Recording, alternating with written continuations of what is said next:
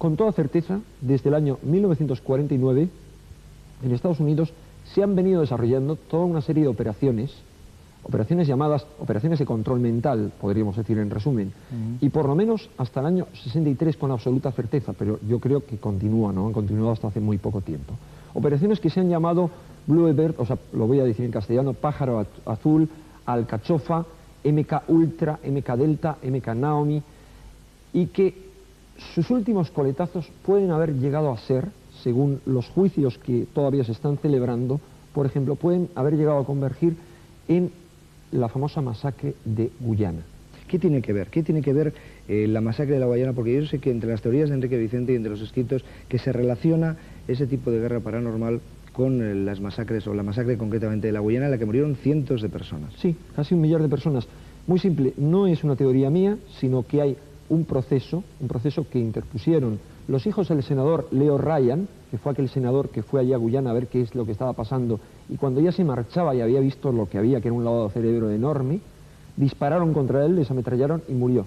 Los hijos del senador Leo Ryan han interpuesto una querella contra el gobierno de los Estados Unidos acusándole de ser el directo responsable de la masacre de Guyana. ¿Por qué? Porque la mano derecha del famoso Jim Jones, el reverendo Jones, que era el que había organizado aquello, era agente de la CIA. Su mano derecha era agente de la CIA.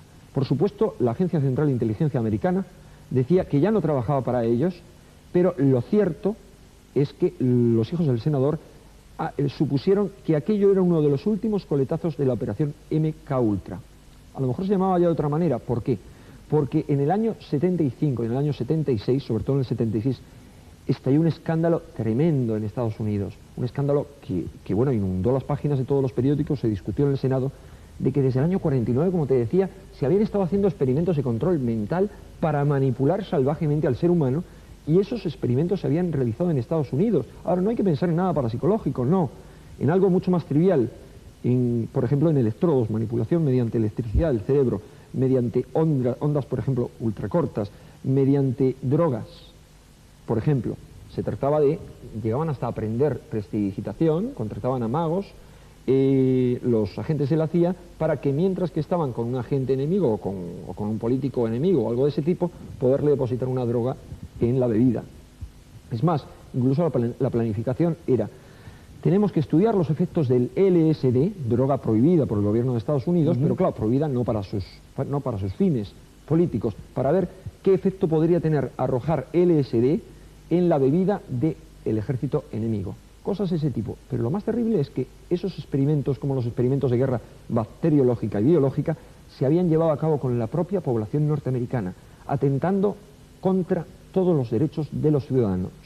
Bueno, no solamente eso, sino que se contrató, como parte del proyecto MK Ultra, los servicios de un hipnólogo, el doctor Mulholland, que también era parapsicólogo, pues para enseñarles toda una serie de trucos. Es más, yo he llegado a hablar con algunas de las personas que han trabajado en el proyecto MK Ultra. Por ejemplo, un famosísimo, el más famoso hipnotizador español, el famoso profesor Fassmann, que era un hombre de teatro, de estos que andaban con Manu de Luxi, pues allá por los años 50, finales de los 40 incluso, hipnotizando en los teatros. Es un gran hipnotizador, y él, desconocedor de todo esto, ya había confesado, me había confesado, que allá por el año 61, 58, 61, no recuerdo muy bien, le habían contratado, él me estuvo dando toda la localización de los campos donde había ido, y bueno, todo eso es seguible con la documentación de que era cierto.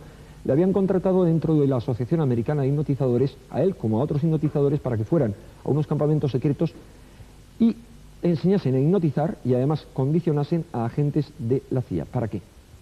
Por ejemplo, un agente tiene que transmitir una información, una amplia información, de un país a otro.